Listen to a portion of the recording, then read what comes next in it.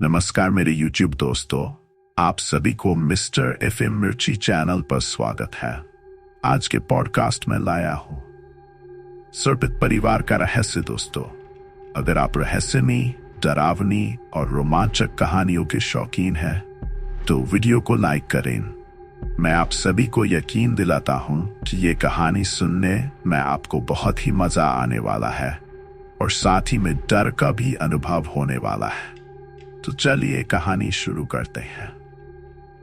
गांव का नाम था खंडेरवाला। ये एक पुराना गांव था जहां पर हमेशा अंधेरा और सन्नाटा छाया रहता था। गांव के लोग मानते थे कि यहाँ पर सर्पों का साया है।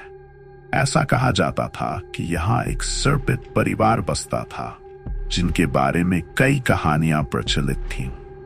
गांव में रहने वाले लोग सर्पित परिवार से डरते थे। यह परिवार एक पुराने किले में रहता था, जिसे गांव वाले सर्प का किला कहते थे। परिवार के सदस्य हमेशा अपने चेहरे को ढके रखते थे और उनके आंखों में एक रहस्यमय चमक होती थी। एक दिन गांव में एक नया परिवार आया। उनका नाम था शर्मा परिवार। शर्मा जी के 2 बच्चे थे, राधिका और अजय। दोनों बच्चों को गांव की कहानियां सुनने का बड़ा शौक था। जब उन्हें सर्पित परिवार के बारे में पता चला, तो उन्होंने तय किया कि वे सर्पित परिवार से मिलने जाएंगे। राधिका और अजय ने एक रात किले की ओर बढ़ने का निश्चय किया।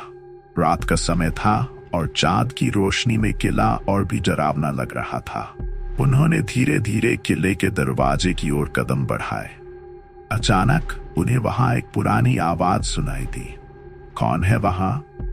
दोनों डर गए, लेकिन हिम्मत जुटाकर आगे बढ़े। जैसे ही वे किले के अंदर पहुंचे, उन्होंने देखा कि चारों ओर सर्पों की मूर्तियां बनी हुई थी। किले के बीचों बीच एक बड़ा सा हॉल था, जहां एक परिवार बैठा था। सर्पित परिवार के मुखिया, जो कि एक बुजुर्ग थे, ने उन्हें देखा। उन्होंने कहा, तुम यहाँ क्या करने आए हो बच्चों?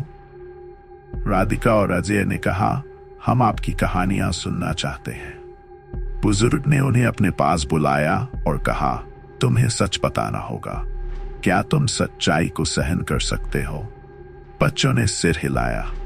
बुजुर्ग ने कहा, हम सर्पित हैं, लेकिन इसका मतलब यह नहीं कि हम बुरे हैं। हमारे साथ एक त्रासदी हुई थी। बुजुर्ग ने बताया कि सर्पित परिवार का असली नाम सर्पानंद था। कई साल पहले गांव के एक पंडित ने उन्हें श्राप दिया था। पंडित ने कहा था कि जब तक वे अपनी सच्चाई को नहीं स्वीकारेंगे, तब तक वे सर्पित रहेंगे। राधिका और अजय को यह सुनकर आश्चर्य हुआ। बुजुर्ग ने कहा, हमारे पास एक साधना है जिससे हम अपने श्राप से मुक्त हो सकते हैं, लेकिन इसके लिए तुम्हारी मदद चाहिए। बुजुर्ग ने बच्चों को बताया कि उन्हें एक विशेष फूल की आवश्यकता थी, जो गांव के बाहर एक पुराने पेड़ के नीचे उगता है। यह फूल केवल पूर्णिमा की रात को खिलता है। अगर वे इस फूल को लाएंगे, तो वे सभी सर्पित परिवार के लोग फिर से इंसान बन सकते हैं। राधिका और अजय ने अपनी मदद का वादा किया। दोनों ने अगले दिन सुबह से ही तैयारी शुरू कर दी। वे गांव के लोगों से उस फूल के बारे में जानकारी इकट्ठा करने लगे। पूर्णिमा की रात आई। राधिका और अजय उस पुराने पेड़ की ओर बढ़े। वहां पहुंचकर उन्होंने देखा कि वह फूल खिल चुका है, लेकिन अचानक उन्हें एक डरावनी आहट सुनाई दी। सर्पों की भयानक आवाजें आ रही थीं। दोनों डर गए, लेकिन उन्हें अपनी जिम्मेदारी याद आई। उन्होंने उस फूल को तोड़कर जल्दी से किले की ओर दौड़ लगाई। जैसे ही वे किले के करीब पहुंचे, उन्हें महसूस हुआ कि कोई उन्हें पीछा कर रहा है। वे मुड़े तो देखा कि कुछ गांव वाले सर्पों के रूप में उनके पीछे आ रहे थे। ये वही लोग थे जिन्होंने सर्पित परिवार को श्राप दिया था। गांव वाले चिल्ला रहे थे, उन्हें मत जाने दो, वे फिर से इंसान बन जाएंगे। राधिका और अजय ने भागने की कोशिश की, लेकिन गांव वाले तेजी से उनके करीब आ रहे थे। राधिका, अजय और सर्पित परिवार ने मिलकर गांव के उन पंडितों का पता लगाने का फैसला किया। उन्होंने अपनी खोज शुरू की और सुना कि पंडित अब पास के जंगल में एक साधना कर रहे हैं। जंगल में प्रवेश करते ही एक रहस्यमय माहौल महसूस हुआ। पेड़, झाड़ियां और अंधेरा, सब कुछ भयानक लग रहा था। लेकिन राधिका और अजय ने हिम्मत नहीं हारी। वे आगे बढ़ते गए। अचानक उन्होंने देखा कि कुछ पंडित एक बड़े पेड़ के नीचे साधना कर रहे हैं। राधिका और अजय ने साहस जुटाकर उनसे संपर्क किया। हम आपको ढूंढने आए हैं, अजय ने कहा। हम समझना चाहते हैं कि हमारा गांव फिर से क्यों खतरे में है। पंडितों ने उनकी बात ध्यान से सुनी। एक पंडित ने कहा, तुम्हारे अतीत के कर्म अभी भी तुम्हारे पीछे हैं। यदि तुम सच्चाई और ईमानदारी से आगे बढ़ते रहोगे तो बुराई कभी तुम्हें हानि नहीं पहुंचा सकेगी। लेकिन तुम्हें एक विशेष पूजा करनी होगी। राधिका ने पूछा, इस पूजा में हमें क्या करना होगा? पंडित ने उत्तर दिया, तुम्हें गांव के सभी लोगों को एकत्रित करना होगा और एकजुट होकर पूजा करनी होगी। तभी तुम अपने डर को समाप्त कर सकोगे। गांव लौटकर राधिका और अजय ने सभी गांव वालों को एकत्रित किया। उन्होंने सबको बताया कि कैसे उन्हें पंडितों से मदद मिली है। गांव के सभी लोग एकजुट हो गए। उन्होंने तय किया कि अगले पूर्णिमा की रात को पूजा की जाएगी। सबने मिलकर तैयारियां शुरू की और एक दूसरे का समर्थन किया। पूर्णिमा की रात सभी गांव वाले एकत्रित हुए। पूजा स्थल को सुंदरता से सजाया गया था। सभी ने मिलकर मंत्रों का जाप किया और अपने अतीत को स्वीकार किया। जैसे ही पूजा समाप्त हुई, एक चमकदार रोशनी ने पूरे गांव को घेर लिया। सभी ने महसूस किया कि एक अजीब सा बोझ उनके दिलों से हल्का हो गया है। अचानक गांव के बीचों बीच एक भयानक आवाज गूंज उठी। तुमने हमें रोकने की कोशिश की। ये वही पंडित थे जिन्होंने पहले सर्पित परिवार को श्राप दिया था। लेकिन अब गांव वाले डरे नहीं। उन्होंने एकजुट होकर कहा, हम अपने अतीत को स्वीकार करते हैं और अब हम आगे बढ़ेंगे। उस रात के बाद गांव में सभी बुराइयां समाप्त हो गई।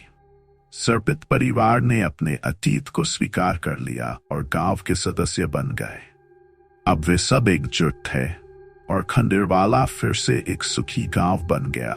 राधिका और अजय ने सीखा कि एकता में शक्ति होती है और सच्चाई के साथ आगे बढ़ने से किसी भी कठिनाई का सामना किया जा सकता है।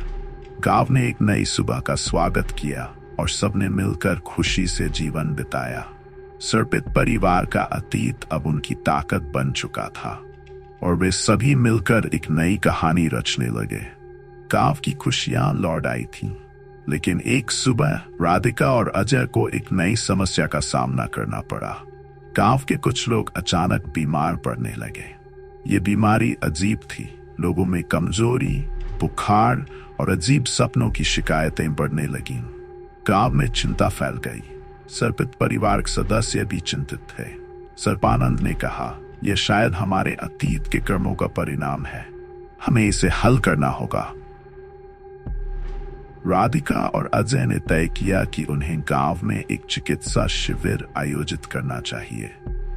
उन्होंने कुछ जानकार लोगों से संपर्क किया और गांव के चौक पर एक शिविर की व्यवस्था की। डॉक्टरों ने जांच शुरू की। एक डॉक्टर ने कहा, यह सब एक ही कारण से हो रहा है। यहाँ की भूमि में एक पुराना श्राप हो सकता है। हमें इसके बारे में गहराई से समझना होगा। किले में पहुंचने पर राधिका और अजय ने उस फूल को बुजुर्ग के सामने रख दिया। बुजुर्ग ने फूल को देखकर कहा, अब हम अपनी सच्चाई को स्वीकार करेंगे। उन्होंने सभी सदस्यों को इकट्ठा किया और फूल के चारों ओर एक घेरे में बैठ गए।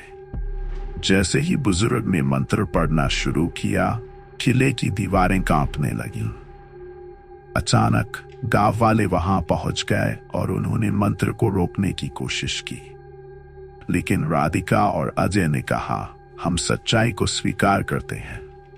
मंत्र पूरा होते ही एक तेज रोशनी किले में फैल गई। अचानक सर्पित परिवार के सदस्य एक के बाद एक इंसान में बदलने लगे। गांव वाले हैरान रह गए। बुजुर्ग ने कहा, हम अब मुक्त हैं, लेकिन हमें अपनी गलतियों के लिए खेद है।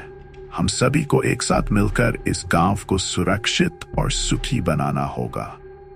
अंत गांव के लोग समझ गए कि डर केवल एक भ्रम था। सर्पित परिवार ने अपनी सच्चाई को स्वीकार किया और गांव के साथ मिलकर एक नया जीवन शुरू किया। राधिका और अजय की साहसिकता ने न केवल एक परिवार को मुक्त किया, बल्कि पूरे गांव को एक नई दिशा दी। इस तरह खंडेरवाला गांव ने फिर से अपनी खुशियां पाली और सर्पित परिवार ने अपने अतीत को पीछे छोड़ते हुए एक नई जिंदगी की शुरुआत की। ये कहानी हमें यह सिखाती है कि हमें कभी भी किसी को उसके अतीत के आधार पर नहीं आंकना चाहिए। हर किसी में अच्छाई होती है और सच्चाई को स्वीकार करना ही मुक्ति का मार्ग है। सर्पित परिवार की मुक्ति के बाद गांव का माहौल बदल गया। लोग अब सर्पित परिवार को सम्मान देने लगे। बुजुर्ग सर्पानंद ने गांव में एक सभा बुलाई और सभी को एक नई शुरुआत के लिए आमंत्रित किया। हमें अपने पुराने डर को भुलाकर एक साथ मिलकर इस गांव को फिर से बसाना है, उन्होंने कहा। गांव वाले सहमत हुए और काम में जुट गए। राधिका और अजय, जो अब गांव के नायक बन चुके थे, सरपान के परिवार के बच्चों के साथ मिलकर खेलते और काम करते। धीरे धीरे गांव में एक नई दोस्ती की भावना पनपने लगी। सर्पित परिवार के बच्चे, जो पहले सर्पित थे, अब गांव के बच्चों के साथ पढ़ाई करने लगे। एक दिन राधिका ने कहा, हमें एक मेला आयोजित करना चाहिए ताकि सबको एक साथ लाया जा सके। सभी ने इस विचार का स्वागत किया। गांव में मेला आयोजित करने की तैयारियां धूमधाम से शुरू हुई। सबने मिलकर काम किया, खाने पीने की चीजें बनाई, खेलों की व्यवस्था की और सजावट की। पूर्णिमा की रात मेले में उत्सव का माहौल था। सब लोग खुशी खुशी मिलकर नाच गाने में लगे हुए थे। सर्पित परिवार ने भी अपने सांस्कृतिक कार्यक्रम प्रस्तुत किए, जिससे गांव वाले उनके साथ और करीब आ गए। लेकिन जैसे जैसे मेला आगे बढ़ा, अचानक गांव में अजीब घटनाएं होने लगीं। रात में कुछ लोग खौफनाक सपनों के बारे में शिकायत करने लगे। अजीब आवाजें सुनाई देने लगी और कुछ लोग कहने लगे कि गांव में फिर से बुराई का साया मंडरा रहा है। राधिका और अजय ने महसूस किया कि यह सब कुछ गलत हो रहा है। उन्होंने बुजुर्ग सर्पानंद से बात की। उन्होंने कहा, ये पुरानी कड़ियां हैं जो हमारे अतीत से जुड़ी हुई हैं। हमें इसका सामना करना होगा। सर्पानंद ने कहा, हमें उन पंडितों को खोजने की जरूरत है जिन्होंने हमें श्राप दिया था। अगर हम उनसे सही तरीके से बात करें तो शायद हम समझा सकें कि हमें इस श्राप से कैसे मुक्ति मिल सकती है। डॉक्टर ने बताया कि गांव के आसपास एक पुराना तालाब है जो सर्पों के लिए पूजा स्थल था। उस तालाब का पानी अब दूषित हो गया था। राधिका और अजय ने सोचा कि शायद यही समस्या का कारण है। सर्पानंद ने कहा, हमें उस तालाब के पास जाकर देखना होगा। यदि वहां कुछ हुआ तो हमें इसे ठीक करना होगा। राधिका, अजय और सर्पित परिवार के सदस्य तालाब की ओर बढ़े। तालाब के पास पहुंचकर उन्होंने देखा कि पानी में अजीब तरह का काला द्रव फैल गया था। वहां की मिट्टी भी जलने लगी थी। यह तो बहुत बुरा है, अजय ने कहा। हमें इसे साफ करना होगा। सभी गांव वाले तालाब की सफाई के लिए जुट गए। उन्होंने कड़ी मेहनत की। जैसे ही तालाब की सफाई शुरू हुई, उन्हें वहां एक पुरानी मूर्ति मिली जो सर्पों की देवी की थी। सर्पानंद ने कहा, यह मूर्ति हमें संकेत दे रही है। हमें इसे सही स्थान पर स्थापित करना होगा ताकि देवी की कृपा लौट सके। सभी गांव वाले मिलकर मूर्ति को एक सुंदर स्थान पर स्थापित करने लगे। उन्होंने पूजा की, श्रद्धा से मंत्रों का जाप किया। राधिका और अजय ने सोचा कि अगर वे सच्चे दिल से देवी से प्रार्थना करेंगे तो शायद गांव की समस्याएं खत्म हो जाएंगी। जैसे ही पूजा समाप्त हुई, तालाब का पानी अचानक साफ होने लगा।